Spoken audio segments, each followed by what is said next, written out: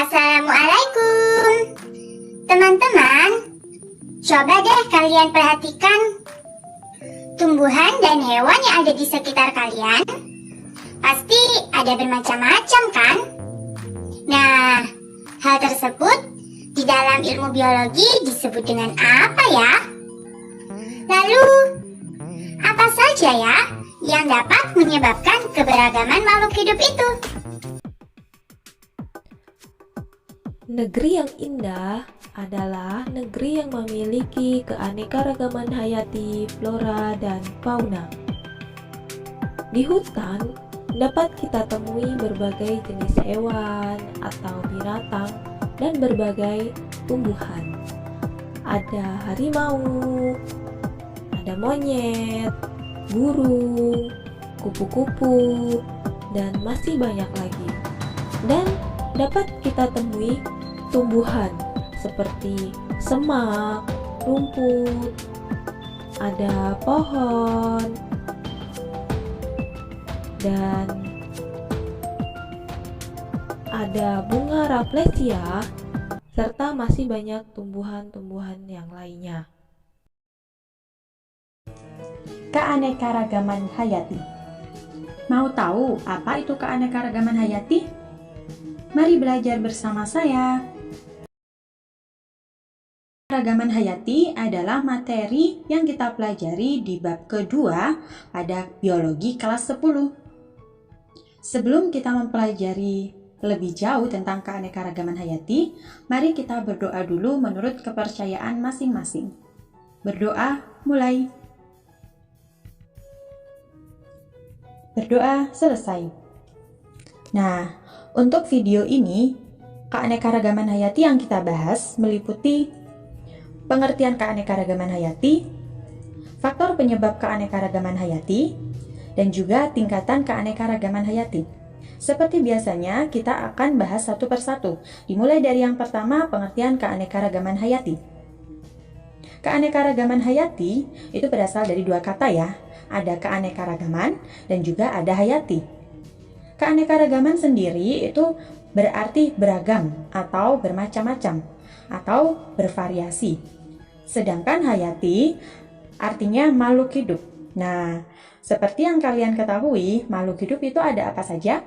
Ada hewan, ada tumbuhan, ada fungi atau ada jamur, ada bakteri, dan juga ada mikroorganisme lainnya.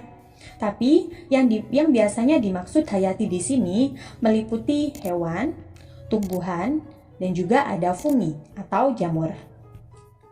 Nah, sehingga keanekaragaman hayati atau biasanya disebut juga dengan biodiversitas atau biodiversity adalah keberagaman atau variasi di antara makhluk hidup dari semua habitat yang meliputi darat, laut, dan habitat lainnya. Kemudian, adanya keanekaragaman hayati itu muncul karena ada apa ya? Nah, itu akan kita bahas pada faktor penyebab keanekaragaman hayati. Di mana faktor penyebab keanekaragaman hayati itu ada dua macam. Yang pertama adalah faktor genetik. Faktor genetik itu adalah gen dari orang tua yang memberikan sifat bawaan. Diperhatikan di sini ada sifat bawaan. Sifat bawaan itu dapat diturunkan kepada keturunannya atau kepada anakannya. Tapi sifat bawaan itu bisa muncul atau bisa juga tidak berpengaruh kepada faktor lingkungannya. Jadi, kalau misalnya faktor lingkungannya mendukung, maka gen dari orang tuanya itu akan muncul. Tapi kalau faktor lingkungannya itu tidak mendukung, maka gen dari orang tuanya itu tidak muncul. Lalu apa saja ya faktor lingkungan itu? Yang pertama, ada faktor klimatik. Klimatik itu artinya iklim.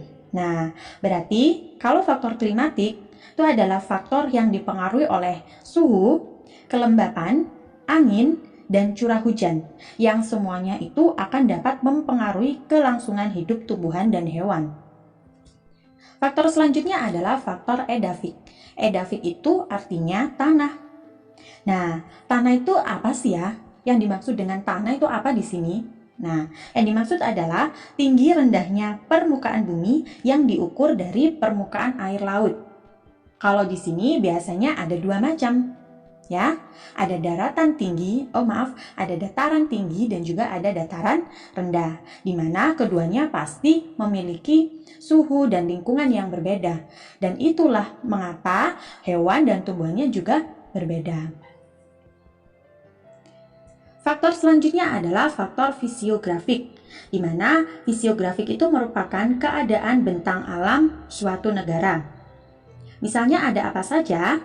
Ada gunung, ada lembah, ada laut, ada gurun pasir, dan lain-lain. Dan semuanya itu antara hewan dan tumbuhan yang mendiami suatu wilayah tersebut pastinya tidak sama, ya.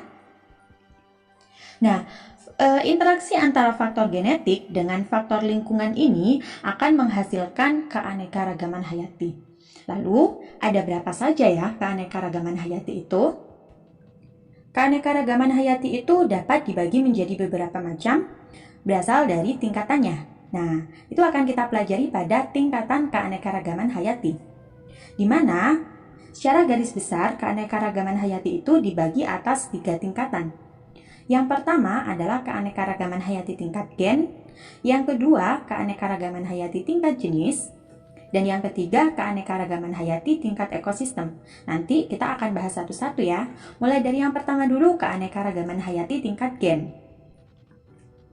Keanekaragaman hayati tingkat gen itu dapat terjadi pada suatu kelompok spesies namun berbeda varietas. Nah, di sini diperhatikan spesies. Apakah yang disebut dengan spesies?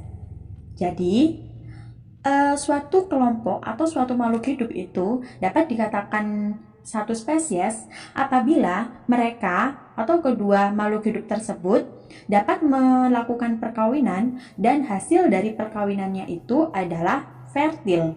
Artinya apa? Artinya keturunannya itu dapat menghasilkan keturunan lagi. Ya. Kebalikannya adalah steril. Kalau steril, setelah ada 2 organisme atau 2 makhluk hidup itu dikawinkan, kemudian menghasilkan keturunan. Nah, ketika keturunan ini dikawinkan dengan yang lainnya, itu tidak bisa menghasilkan keturunan. Itulah yang disebut dengan spesies. Paham ya? Nah, contohnya seperti apa? Contohnya adalah dari kelompok kucing, di mana yang kita ketahui kucing itu ada banyak ya. Ada jenis Sphinx, ada Persia, dan juga ada Angora. Contoh yang lainnya adalah dari kelompok ayam. Ada ayam kate, ada ayam Bangkok, dan juga ada ayam pelung. Nah, ini nanti kalau misalnya nih ayam kate dan juga ayam Bangkok dikawinkan, akan menghasilkan keturunan. Keturunannya bersifat apa? Bersifat fertil. Artinya keturunannya itu dapat menghasilkan keturunan kembali. Paham ya? Oke, itu dari segi hewan. Kalau misalnya contoh dari tumbuhan itu ada kelompok mangga, di mana mangga itu ada mangga Indramayu, ada mangga arum manis, dan mangga yang lainnya. Dan juga ada mawar merah dan mawar putih. Nah, seperti di gambar ini nih, mawar merah dan juga mawar putih. Secara keseluruhan, mulai dari tumbuhan, dari batang, akar, daun, kemudian sampai duri-durinya ya, itu pasti sama antara yang mawar merah dan juga mawar putih. Lalu apa ya yang membedakan? Oke, warnanya, hanya warnanya yang membedakan. Nah, itulah keanekaragaman hayati tingkat gen. Jadi, mereka masih dalam satu spesies, tapi berbeda varietas, ya.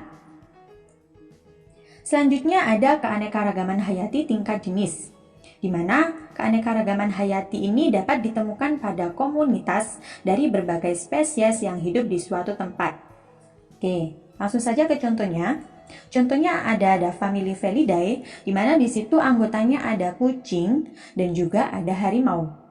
Nah, seperti gambar ini ya, kucing dan harimau. Mulai dari perawakannya dia sudah beda, ya kan?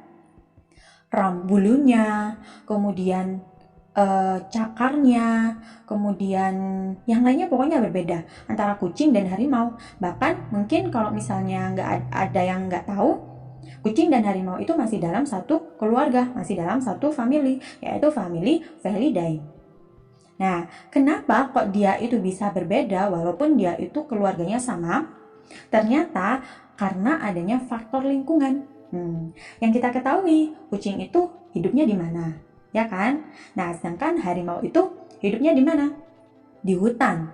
Hutan dengan lingkungan sekitar yang biasanya ditinggali oleh kucing itu pasti berbeda. Mulai dari makanannya, mulai dari suhunya, mulai dari kelembabannya, dan lain sebagainya.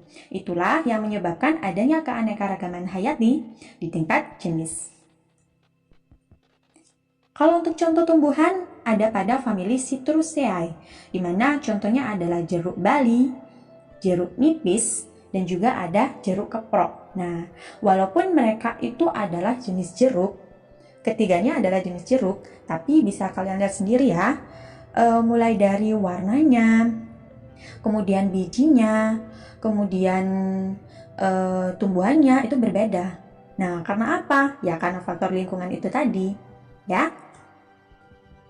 Kalau kalian masih bingung antara keanekaragaman hayati tingkat gen dan keanekaragaman hayati tingkat jenis, maka coba perhatikan dua gambar yang akan saya berikan berikut. Yang pertama ada kelompok kucing, dan yang kedua ada kucing dan juga harimau. Dari kedua gambar tersebut, di manakah yang merupakan keanekaragaman hayati tingkat gen, dan manakah yang merupakan keanekaragaman hayati tingkat jenis? Oke, yang merupakan keanekaragaman hayati tingkat gen adalah kelompok kucing. Di mana coba diperhatikan, yang pertama ada kucing Persia. Kucing Persia ini dari Iran yang dicirikan bulunya itu banyak dan panjang-panjang. Nah, kucing ini sering sekali dipelihara oleh orang. Mungkin di antara kalian juga ada ya yang memelihara kucing Persia ini.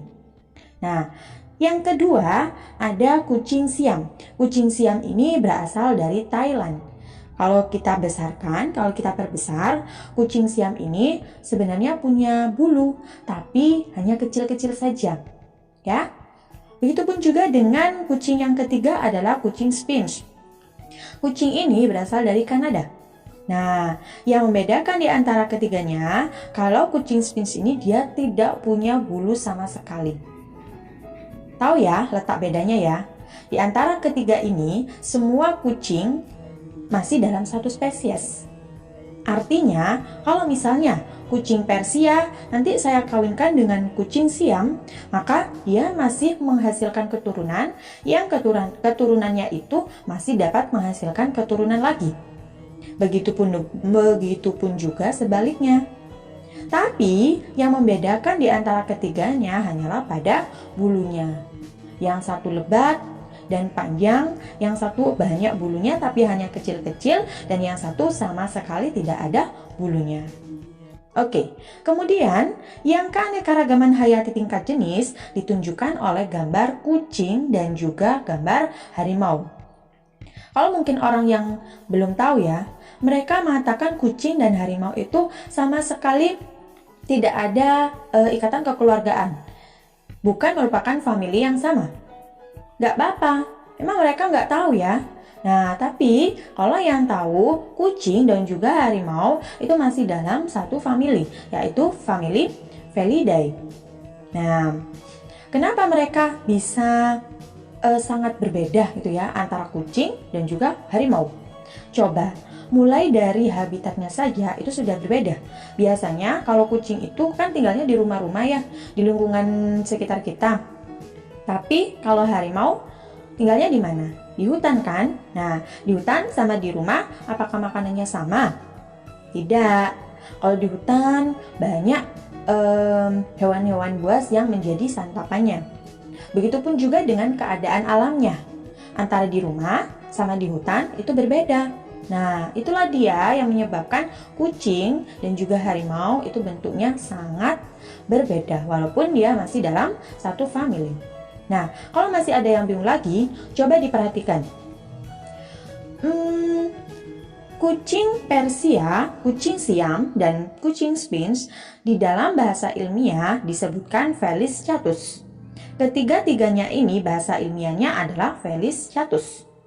Tapi, kalau misalnya kucing Persia itu biasanya disebutkan Felis catus variasi Persia. Dan kalau Siam, varian Siam. young sphinx, varian sphinx. Nah, tahu ya bedanya ya? Kalau nama ilmiahnya itu sama, Felis catus, hanya variasinya yang berbeda. Ada var, var. Nah, itu biasanya yang dapat kita ketahui bahwa itu adalah keanekaragaman hayati tingkat gen. Kalau misalnya keanekaragaman hayati tingkat jenis, itu nama ilmiahnya sudah berbeda.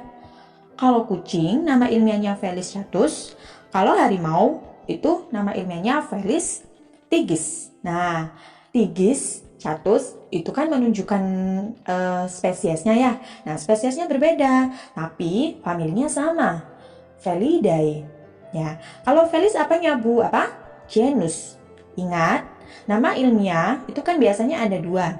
Yang depan itu menunjukkan genusnya, sedangkan yang belakang itu menunjukkan spesiesnya.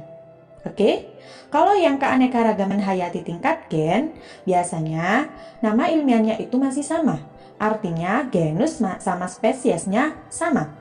Tapi kalau keanekaragaman hayati tingkat gen, tingkat jenis, nama genusnya masih sama, tapi nama spesiesnya sudah berbeda. Paham ya dari sini ya? Setelah kita mengetahui keanekaragaman hayati tingkat gen dan jenis, maka yang ketiga adalah keanekaragaman hayati tingkat ekosistem. Di mana keanekaragaman hayati tingkat ekosistem ini terjadi di antara ekosistem. Ya, jadi adanya variasi di antara ekosistem. Seperti yang kita tahu, ekosistem itu ada bermacam-macam. Ada ekosistem air, ada ekosistem darat. Nah, adanya keanekaragaman hayati tingkat ekosistem ini disebabkan oleh adanya perbedaan komponen biotik dan abiotik. Contohnya nih, dari ekosistem air itu ada ekosistem air laut dan juga ekosistem air tawar. Walaupun keduanya ini merupakan ekosistem air ya, jadi ada airnya, ada banyak airnya, tapi suhu, kelembapan, sanisitas dan lain sebagainya itu berbeda. Sehingga apa? Sehingga antara biota di air laut dan juga air tawar itu berbeda. Antara hewan dan tumbuhan yang ada di air laut dan air tawar itu berbeda sesuai dengan lingkungannya. Selanjutnya ada ekosistem darat, misalnya di sini hutan hujan tropis dan juga hutan gugur. Walaupun mereka keduanya adalah hutan ya, termasuk hutan, tapi di situ pasti ada hewan yang berbeda dan juga tumbuhannya juga berbeda. Ya, karena yang satu hutan hujan tropis dan yang satu hutan gugur. Untuk mengerti apa itu hutan hujan tropis dan hutan gugur, nanti akan kita bahas di belakang ya. Nah, itu tadi penjelasan tentang tingkatan keanekaragaman hayati. Di mana, saya ulangi lagi, tingkatan keanekaragaman hayati itu ada keanekaragaman hayati tingkat gen, keanekaragaman hayati tingkat jenis, dan keanekaragaman hayati tingkat ekosistem. Selanjutnya, persebaran flora dan fauna di dunia itu dipengaruhi oleh berbagai macam. Lalu, apa saja ya yang mempengaruhi keanekaragaman hayati di dunia? Ups, tapi tidak kita bahas di video ini. Nantikan video selanjutnya ya. Nah, itu saja yang dapat saya sampaikan untuk video kali ini. Semoga apa yang kita pelajari hari ini bermanfaat. Mohon maaf apabila ada salah kata atau salah tulisan. Saya akhiri. Wassalamualaikum warahmatullahi wabarakatuh.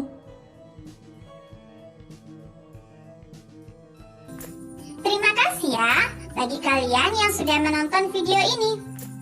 Tetap semangat belajar walaupun dari rumah saja. Dan nantikan video kami selanjutnya ya. Bye-bye. Assalamualaikum.